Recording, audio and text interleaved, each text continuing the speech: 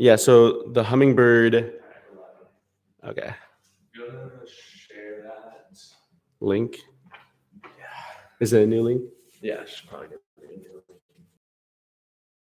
We're on live with YouTube right now. We had to little refresh that and get that going, but hopefully you guys are checking in on there too. I also let you guys friends know that all the different things that are going on with this show. So 7 hours straight, live from Los Angeles. We'll be doing free giveaways on limited edition items that were released this morning at 8 a.m. Pacific time. And we'll also be having special guests. We're going to be eating food on the show. It's going to be a full time. It's going to be a good, entertaining time. We know a lot of people are staying in today, this weekend. A lot of stuff happening, but we're going to keep it entertaining, keep you all invested, and kind of hopefully you all get to know me and Joey a little bit throughout the next 6.5 hours. So maybe let's get started since we're all ready to go. Yeah. Can we start? Yeah, you got it. So for y'all that don't know, give a shout out to what the YouTube channel is. Right. So shout out to if you guys need to access the YouTube channel that is through Urban Native Era. If you just search Urban Native Era, you'll also see our most recent Laces promo video that hopefully a lot of you guys saw on social media, Instagram, Facebook, TikTok. Popped off on TikTok a little bit if you guys are on there. So check us out on TikTok. This live stream is on YouTube or search Urban Native Era. We're also live on Instagram here if you're on YouTube and didn't know we're all live on Instagram. So we'll get started. My name is Ed Oberly, Huddleberry Finn, as many of you may know me. I'm Comanche Osage and Caddo, enrolled at Osage from Norman, Oklahoma. I just moved out to LA about a year and a half ago and just started working for Urban Native Era 2 weeks ago, almost 2 weeks ago. And it's been a ride, and now I'm sitting here on a 7-hour live show. So my touch point when I was a freshman in college in 2014, and little did I know, I had no idea who Joey was. Didn't know who he was until last January when we met, and then I think it was 8 months later we were splitting a studio apartment together in LA. Now we're here, and it's March, and we're doing this 7-hour live show together. That's me. Yep, and my name is Joey Montoya. I'm Lip on Apache from Texas, but I was born and raised in San Francisco. And if you don't know already, I'm the founder and person we are working with now. So it's good to have people join the team. We also have someone, he's probably tuning in from, he's handling operations right now, but it's a good transition, and I'm excited to see where the brand goes with us just pushing forward. We got some questions. What inspired you to start the brand? And that's from Eleanor and Kayla. Cool. It started in 2012 where I was inspired by a movement called Idle No More, and it started in Canada, and I started to go around with my video camera and to take photos and video of these rallies and that were happening all over the States, Canada, and even outside the country. But I stayed in California where rallies were happening in San Jose and San Francisco. So that's how the brand formed and really what started this whole brand movement.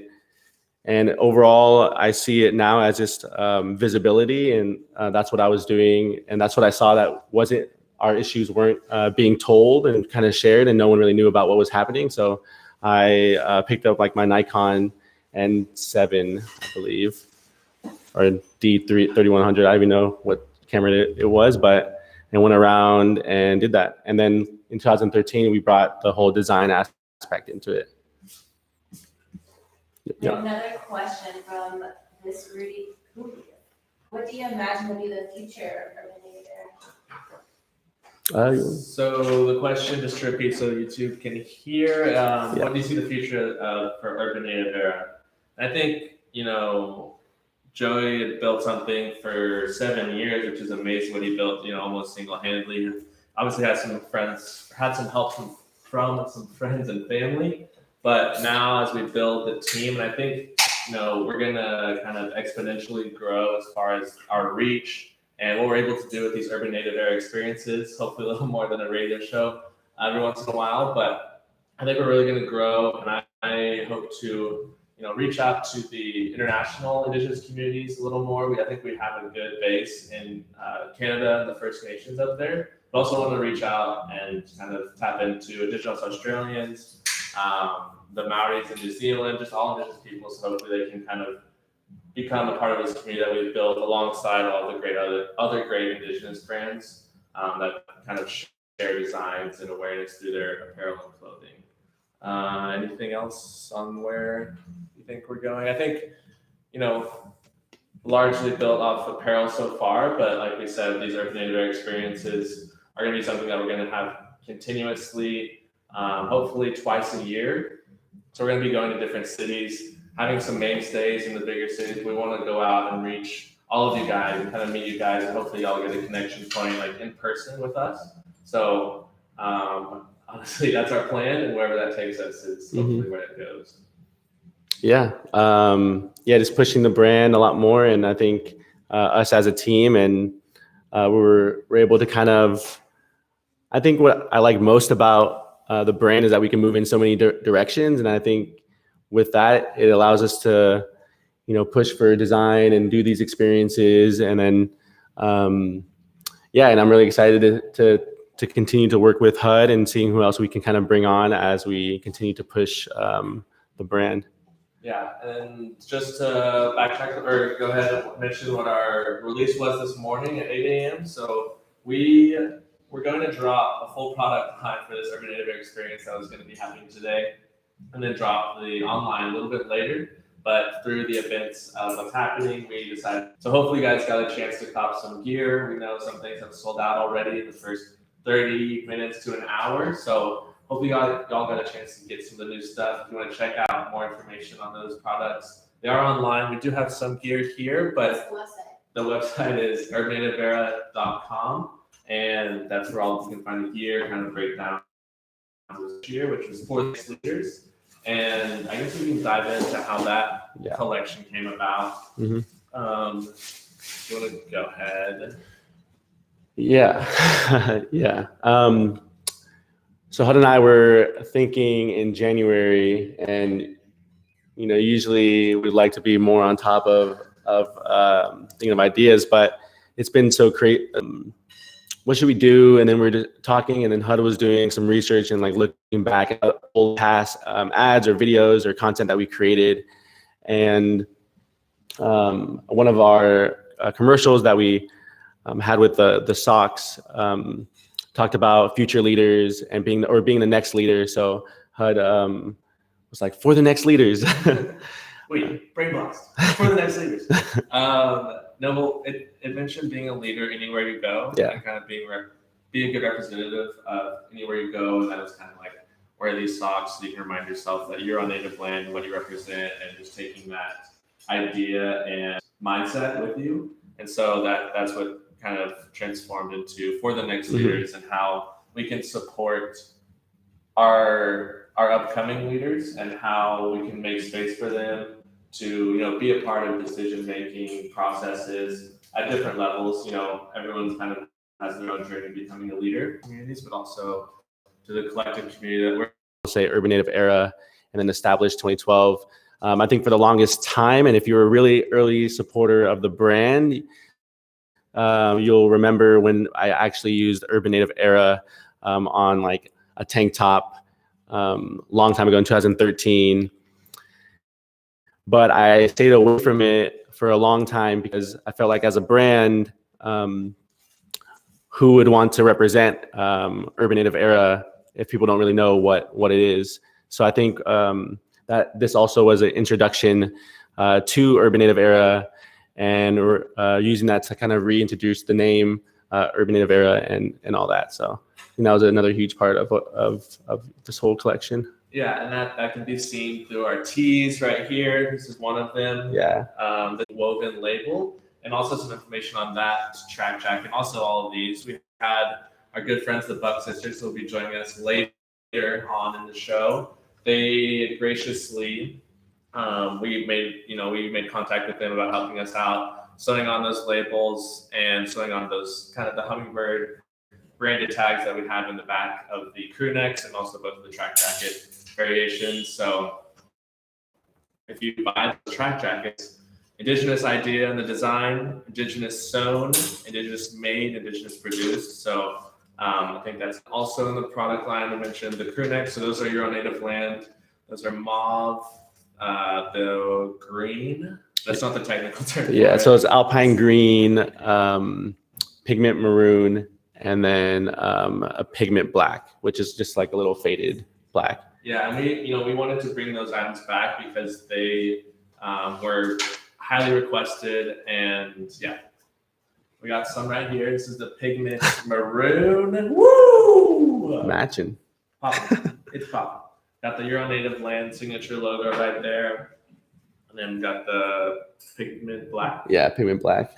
Still learning some of the. Still learning. Go learn tech. And then here's the branded tags. It has the hummingbird, Urban Native Era, San Francisco, California, established 2012, and also at Urban Native Era with the sizing tag as well.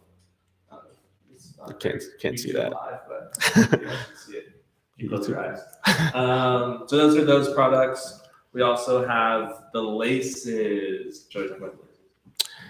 The laces. So when we were working on this collection in January, we were thinking of like, we need a staple piece that's kind of more of a, I thought more it would be more of a collector's item of Urban Native Era. But I think the feedback after posting the ad we put out this week, it looks like a lot of people are going to be rocking these laces and buying them. But it says Euro Native Land. So there's three laces. There's two Euro Native Land available in black and white, and then there's available in black. So we wanted to kind of do something different with those laces and kind of give it a whole different kind of feel. And if you've been paying attention to some of our past stuff, like we had the socks with Native Land on it.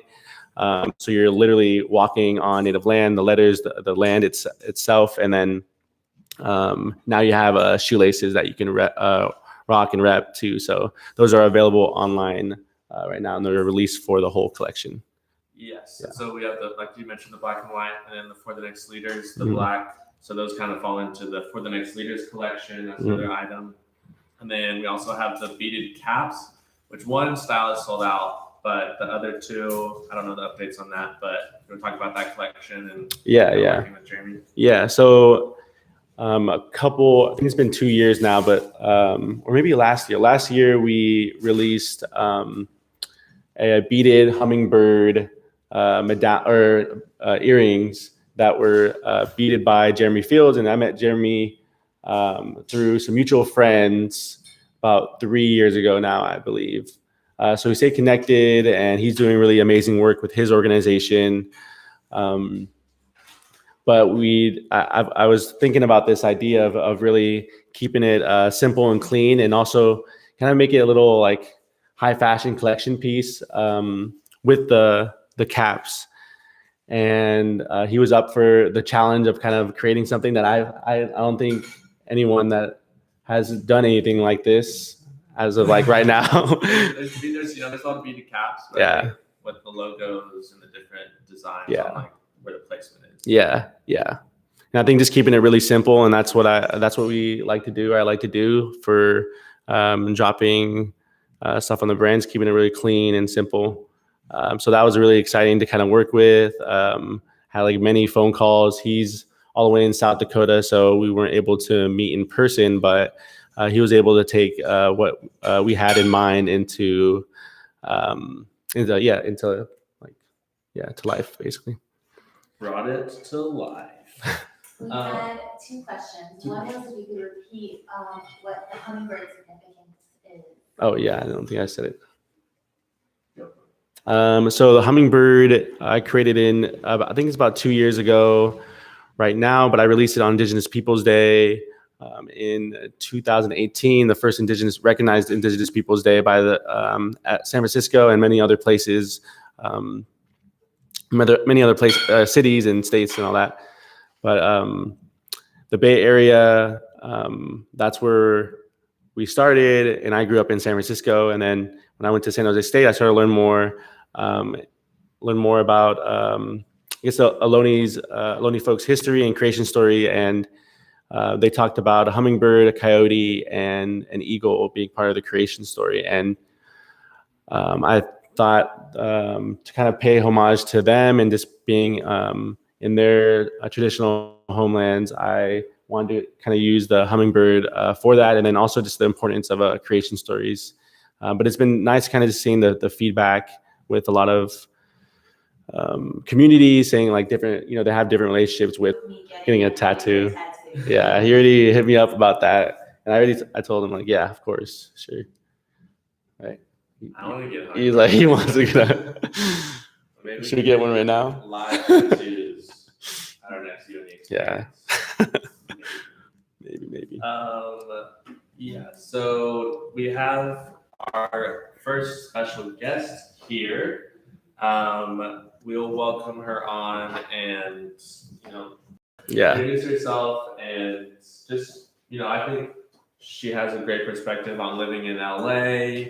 I think having a perspective of her tribal community being close to LA, that's something that I think is, I've noticed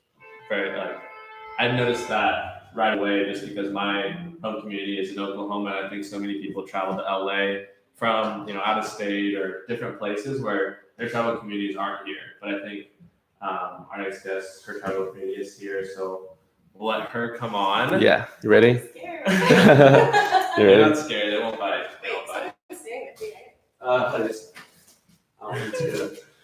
Yeah, well, you get job. Yeah, with Taspa. We do want to shout out Gayaki and Yerba Mate. They provided some drinks for us today. That was we're gonna drink all 160 of them on this live show that they provided for today's experience. Just kidding. I could probably like 3 before I start freaking out. So yeah, introduce yourself. Tribes, all the good stuff. Yay. First of all, I've never done a live, and this is like way more nerve-wracking than like a panel or live, which is up in Bishop, California. For those of you that live in LA, that is near Mammoth. It's also where LA steals its water from. And then I'm also San Carlos Apache and Dene on my mom's side. And like Hud said, my tribal community is not far from LA. It's about 4 hours northeast, which I realize for some people that seems really far. But when you grow up there and you have to do all your school clothes shopping and your in and out runs 4 hours away, it's not so bad. That's true. I grew up in Oklahoma, and I was like, oh, I want in and out so bad. But I only thought of it in California, so it's not a 4-hour drive away. It was fortunately a 4-hour drive to Dallas, but I didn't it's not as cool in and out in Dallas, Texas, as in California. Although I will say that I worked a job where I traveled 75% of the time. And one of my locations I had to visit frequently was Dallas. And I missed In-N-Out so much that when I would land, the first place I would go is In-N-Out. I'd sit in the parking lot and I would just eat my double-double and my animal style fries. I'm so glad you say that, because now you have to plug Whataburger, my favorite burger joint that I would go to. And I know it's a heated debate, In-N-Out versus Whataburger, but I stopped there ever since I left for college, go there before I went home with a lot of good breakfast on the car. Not going to get into burgers too much. We can stay on this because I could talk about burgers all day. But have you had Whataburger? No. Oh my God. That's why you like In-N-Out so much. It is. In fact, when I go home to Bishop, I make my last stop at the In-N-Out in Lancaster off Avenue I, and you can order a bunch of burgers and get all of the toppings put on the side. And so I take them home to my family. That would be amazing, though. Do that well, if you want to expand on coming to, well, you're already in California, coming to LA. I know you went to UCLA. Yeah. But you were tied into their, native organizations. And maybe I just think it's interesting because I grew up in Oklahoma. Like, I always wanted to live in LA, in a big city. Wait, do you remember meeting me for the first time when you were 14? Yeah, I'm 14. Wait, were you 16? How old are you? I don't know. I was 16. Okay, my bad. So I've been in Taspa for quite a while. Reconnected once I moved out here, but I was thinking, like, so many people don't live in LA, obviously. And I think it's interesting for people to hear about like what's it like in LA, because I think there's this stereotype of LA, like Hollywood or like the flashy lights and everything. I was wondering what if you talk about when you moved to LA, kind of your transition points, and like maybe what were some hardships or like what were some things you liked about living in a big city? Yeah. So I moved to LA back to connect with and be around other Native students pretty quickly. I will say though, UCLA and LA was where I had my first culture shock in terms of people not knowing that Native people still existed. I went to a junior college first in Santa Barbara for a few years before transferring to UCLA. And there I didn't really experience it that much. But when I came to UCLA, that was like really the first place where, people were asking me what my ethnicity was or my background. That was the first time I encountered somebody flat out being like, oh, you're still alive. Right. And it was mind blowing to me because I grew up on my res, because I grew up in my community. I didn't know that people didn't know, I didn't realize people thought that we were extinct. The other thing that I'll share, which is actually funny considering your brand is called Urban Native Era, I didn't know urban Indians existed. Yeah. That sounds really funny and weird, but because I grew up in my community and my parents were well traveled and they were well educated and we knew a lot of stuff, but I just didn't know. Like I was mind blown. I was like, oh my gosh, all of you guys are here, because I was so naive in thinking that I did not know that people existed. Not existed. Of course, I know having Native communities in urban centers. And so that was a really big thing for me when I came to LA as well. And it's such like a unique community too, because I think like you said, you were used to like your home res where everyone's like maybe the same tribe. Yeah. You have some tribes intermingled, Yeah. like multiple tribes. That's also how Oklahoma is, but it's like on an Oklahoma scale. It's like all the tribes in Oklahoma, you know about them, but you don't know anything about like the tribes outside of like Oklahoma, like just the big names. And I think that is something I learned too, is like when I moved out here to LA, working in an indigenous based program and team, I didn't know about the Sami people like at all, like in the polar north, up in North Norway, and kind of their whole indigenous, similar struggle of visibility, discrimination, all that stuff. And so that was something I learned and kind of had that same experience, that there's more out there than like what I knew. Exactly. Yeah. I mean, I knew you were out there. I just didn't know y'all were in cities. Exactly. It was amazing. So and then how did you kind of adapt to the UCLA LA life when like you were like confused when people asked like, you're Native American, like what's that, or like y'all are still around? Well, it was interesting because I was an American Indian Studies major, at the same time that I was experiencing people not knowing why I existed, I was also in curriculum that explained to me why people think that. So I think that there was this like interesting exchange of experiencing that firsthand, and then also understanding historically why that is, based on policy, based on law and history, why it is people think that, of the views that people have on Native people. I think had I not been in a major like that, I wouldn't have immediately started to think critically about why that was. And I think, like you said, that it provided some perspective, so you weren't just like totally at a loss, like what's happening. You knew like why these things are happening, and it helped give some reason in your head, and maybe like didn't allow you to like exactly like maybe freak out or kind of like didn't know what was going on. I think what it made me do was become passionate about visibility. I think that, originally when I went to college, I wanted to do film studies. I wanted to be a film studies major or film production major. And I then went on this course of American Indian Studies because I recognized that we weren't visible. But for me, I needed to understand why and all the ins and outs. And what's cool about the program UCLA, the American Indian Studies program, is that you're getting a little bit of everything. Like you're getting history, you're getting Erica views us the way they do, but it also helped me understand as a young person sort of our place as political entities and not necessarily just this information. It was nice for me to really grasp just the why, like why are things the way that they are here? Because even growing up in the res, like even though I was culturally sound, I didn't really understand the I think everyone has their own journey of experiencing that. Because I think, a lot, like you said, your parents were very active, and I feel like they always told me these things happen, and be careful of this. This is be observant, to anything, but also like those specific situations. do want to get some questions here in a second. We are live in LA. But Oh, yeah, and this is the other shirt that they came yeah. show So you. this is the Because I came in and was like, can I wear this? that's the pigment. No wait, Alpine Green. You're on native land shirt. But I think all that stuff is important. I think even these urban centers, they provide that guidance that maybe if someone's parents weren't super active or they're Right. trying to find their Right. identity, they can go to those communities and learn more and feel part of it and kind of get connected with their background. Yeah, absolutely. I think those centers in urban areas are so critical and so important. Yeah. What's my in and out order? I'll tell you.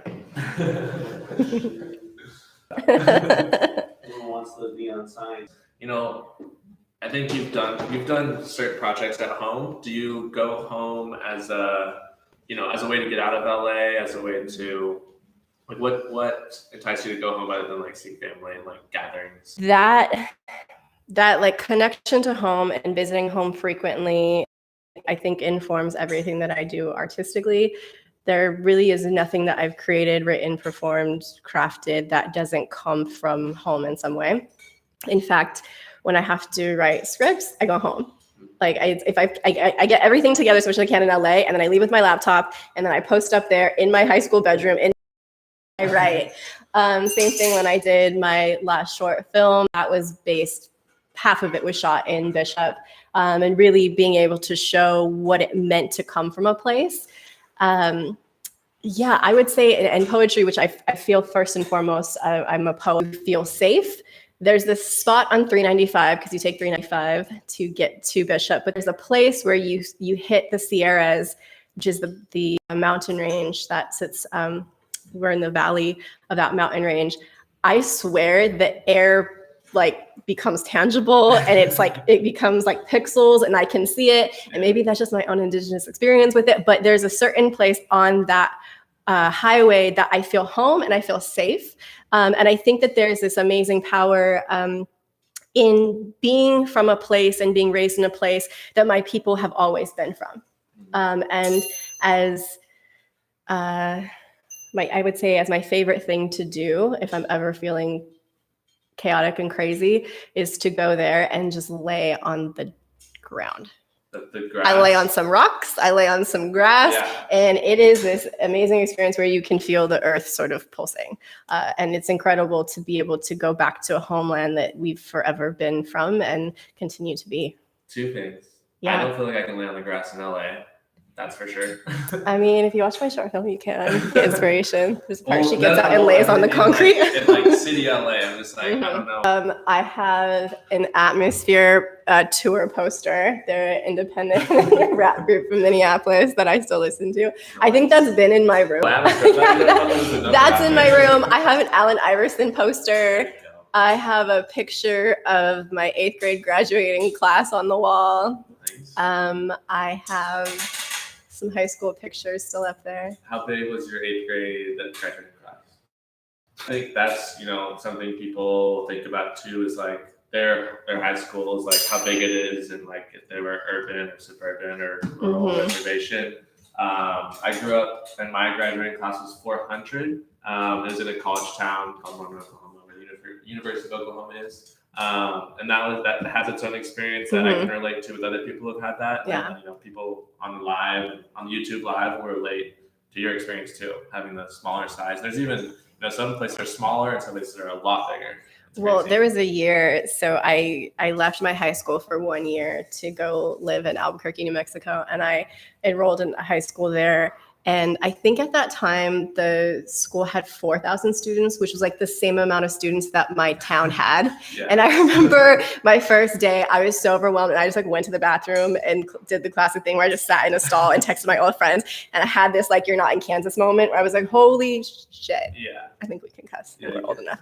But I was like, holy shit. It was intense. And then I went back.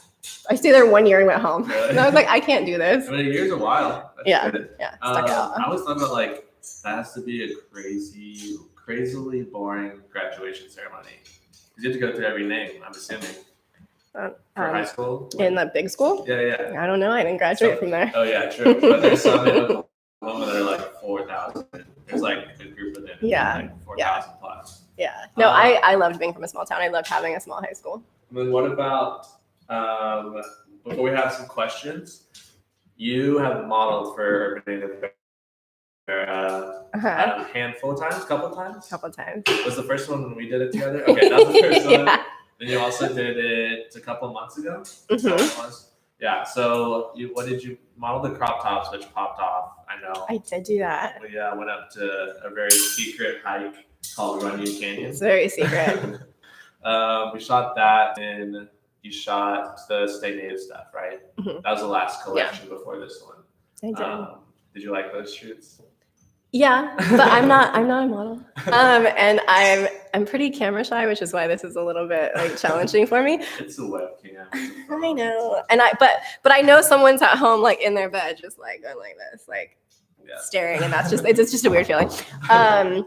Yeah, no, it was fun. I think like I don't enjoy being in front of the camera. I'm like not a model, but I feel like Joey does a really good job at making people feel comfortable. I think we had fun. Yeah, I had a great eating fruit. Yeah, Yeah. I doubled as model and He was our caterer. And hands-free caterer. I just fed. Yeah, no, it's fun, and I think I really like that Joey uses like real people. So that was fun because I don't ever do stuff like that. And just a reminder, we are live in Los Angeles. Our spring collection just dropped this morning at 8 a.m. It's online at urbannativeera.com. You can check out all the gear. We got the first For the Next Leaders collection, You're on Native Land collection for this year. We got the crew necks, laces, posters. We'll be giving away some posters. We need to give away some posters somehow. Can I give away a poster? Yes, you can. What are the questions, Joey? All right, so we have a few questions. I'm gonna start with this one. What does it look like to y'all to empower the future generations? And so the question was, what does it look like to y'all to empower the future generations? You want to start?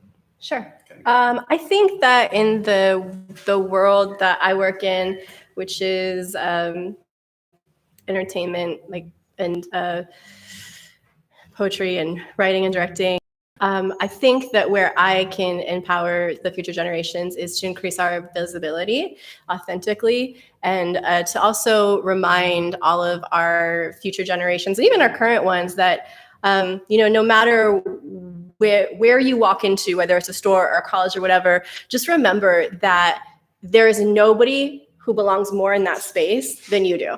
And I think it took me a very long time to realize, but there's no one here that belongs in any space in this entire country more than you belong in a space. And I wish I would have learned that when I was younger. But I think every day I work to try to just make us visible and make us authentic and really empower and bring them up to contemporary times, be able to show people we're funny and we can also like drama and we can do all sorts of things, and that we're not, these relics of the past. So I think what you guys are doing is super exciting. And I think this is cool. Yeah.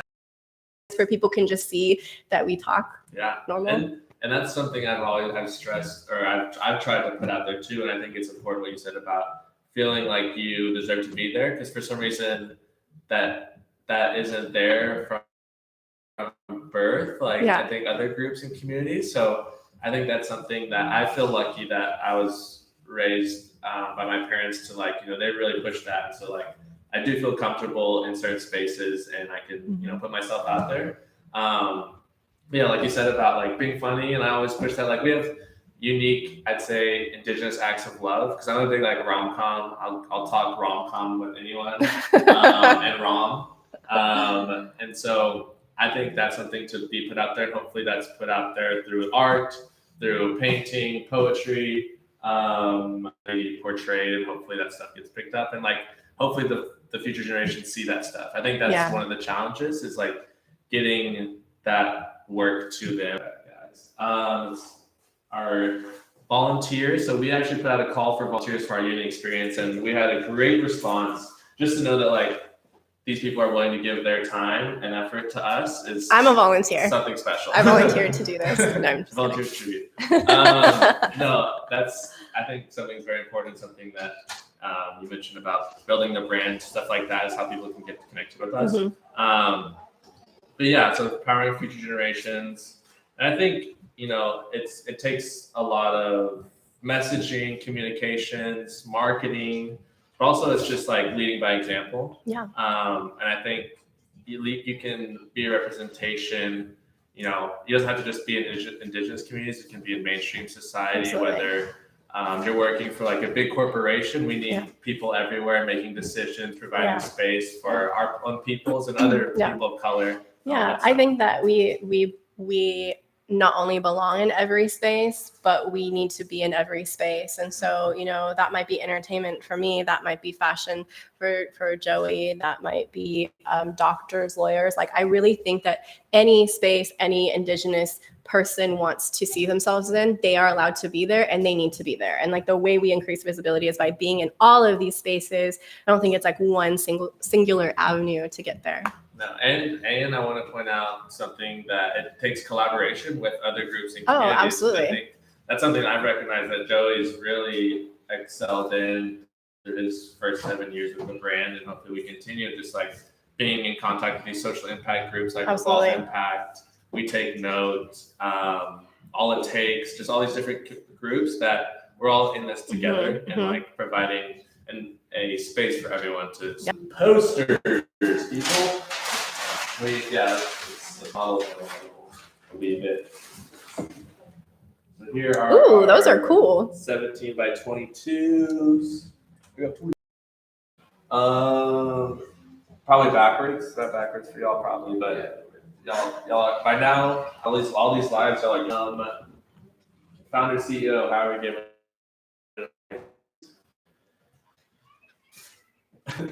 Pick a number between 1 and 2. Wait, we can be more creative than that. Yeah, no, I'm kidding. What about we posted a photo. Share the photo. There's a photo of someone holding it like this. Kind of in the rain. He has a hood on. He looks pretty good. This is a great face for holding a poster in front of it. And so share that post, tag another person, and live from LA on YouTube and Instagram. Sorry, I'm really carried away. That's your favorite thing. Share the story. Tag everybody to their tag it. And you want to put like hashtag I want a poster. Yeah, sure. Hashtag I want a poster. And then we'll give it a few minutes and we'll give away 3. We're gonna give away 3. Sure. Yeah, we'll give away 3. So yeah, back to the collaboration with this group. Mm-hmm. Have you had specific experiences where like people brought you out or done certain things with you? Yeah, I think I've collaborated frequently with other groups of people sort of throughout my career. I think what I was probably most proud of so far is the last short film that I did. We had an entirely female crew. And I didn't set out to say I wanted a female crew. It just happened to be that all of the women that I was meeting with happened to be the best person for the job, but it was a very diverse group of women. And so it wasn't all Native women, it wasn't all white women. It was a mixture of all of these women from different backgrounds. And what was singular vision for how I wanted something to turn out, to have these like amazing women coming from different backgrounds, whether that was a different cultural background or a different socioeconomic background, or just all of these different factors play into somebody saying, hey, like, did we think about doing it like this? And that was maybe something I didn't think of. And so I just think that anytime you bring a lot of different minds coming from different experiences to the table, you're just going to get such a richer, fuller story and experience. And I think you learn a lot too. So I could give you like a million examples, but that is one of the main ones that's like concrete. But and I feel that I also learn so many things about the world that I would not have known had I stayed sort of insular. Right. I think that's something even about what the question was about empowering future generations is getting out of your comfort zone. Mm-hmm. And those spaces where there are other groups that want to champion you, those are spaces where you can build that confidence, getting in front of people that common with each other. They just might call it something different. Mm-hmm. But there's so many like sort of values and beliefs and ways of existing that when you really do start to branch out and work with other communities, you realize like, oh my gosh, like you guys do that too. In fact, the writers room I'm in right now has quite a diverse staff, and there's often times where someone from a different background will say something, we're like, oh my gosh, you're one of us. Like you should be Native because you guys do that too. And I think it's become this running joke where we're like, one of us, because we realize that we have so much in common with other people. And I think that's something so powerful for the human experience. But also Indigenous experiences you want to tell, they are relatable to other people outside our communities. And I think that's something really cool and important to remember as well. Yeah, and that's finding the mutual things that like you're one of us. You don't find that out obviously unless you are in those rooms or in those groups and have that collaboration, just those conversations. Because it starts out maybe with like basic, simple talk, and then you get into something and you share a detail, and that's when someone picks up on it. That it's special and like it's something unique and you have in common. But don't get me wrong, like we're still really unique. There's definitely things where we're like, oh, we don't do that. Some things other people won't understand. And we those are secret. Yes. Do we have any winners? This is exciting. You're physically getting this poster right here. And HUD has touched it. Not right now. Instructions later on. So you want to pick 3 winners or you want to pick 1? Let's do 3. Okay, well, we have our first winner. Is it me? It's Tasha. For real though, you want one? No, I just want this sweater. So we have Ruth, who is our first winner. Ruth. Where's Ruth? Where's Ruth from? They got the Ruth, the Instagram handle Ruth. Yeah, well, it's not that, but yeah, she's from Los Angeles. Oh, nice. Cool. Yeah. Joey just said he'll hand deliver it to you, Ruth. You're the lucky winner. We have that one. Any more? Yeah, we have also Bridget from looks like here Choctaw Nation. It says nice. What? Shout out, Bridget. You get a 17 by 22 You Are on Native Land poster for free. Cool. We'll make sure to This ship is a that. beautiful poster. Yep, that is nice. I feel like in a nice frame. But yeah, so that on the frame. Even without a frame? Like just some push pins? Push pins. Staples? Some tape? Yep, that's the one. We advertised it in a post. If y'all would like to win one, we'll have more instructions later. 2 are gone. We have 40 more to give away. What about on the topic of certain indigenous things, food? So I think that's something like, oh, your tribe does that too, or like, I mean, I think things have kind of become assimilated even in the sense of within Native American Indian country, where like everyone knows what fried bread is, not necessarily a traditional food that we've had forever, but it's something that we share amongst ourselves. Are there foods that you like only have at home, or like foods you like to go to other gatherings around the country that you like to get? Well, for my birthday last month, or maybe almost 2 months ago, one of my best friends like arranged this dinner at this restaurant I had never been to, and I kind of was like, oh, I don't really want to celebrate. She's like, no, I'm picking you up. I'm taking you to this place. And when I was looking at the menu of all of the things, first of all, there was prime rib, and I was like, But as I looked down the menu, there was a pine nut encrusted rack of lamb. And I was pine nut encrusted rack of lamb, which I was like, this is meant to be, because on my dad's side, we're pine nut people. On my mom's side, we love sheep and lamb. And I was like, how could it be that these two things are on this fancy menu together? But so on my dad's side, pine nuts are a huge thing for us. We harvest those during a certain time of year. On my mom's side, Navajo Nation, big like lamb people, sheep. I would, if I could have a mutton sandwich right now. So I don't know the last time I had mutton, but I have heard the stories the first time I had mutton. Did you throw it up? No. I loved it. Because I did when I was 7. I threw up a mutton sandwich on a lady on a plane when I was 7. But she was a teacher. Yeah. She was a teacher, and she like handled it really well. But I think I was just like, it was the air, and I was like not the air, but the flight was making me sick. Yeah. But I threw up on this stranger's lap, and it was a mutton sandwich. You're like, that's mutton. I know, and she's like, that's not. But it hasn't happened since then. When was the first time you had it? Mine, I don't even know how old I was, or something, an age where I don't remember. Mhm. I've just been told.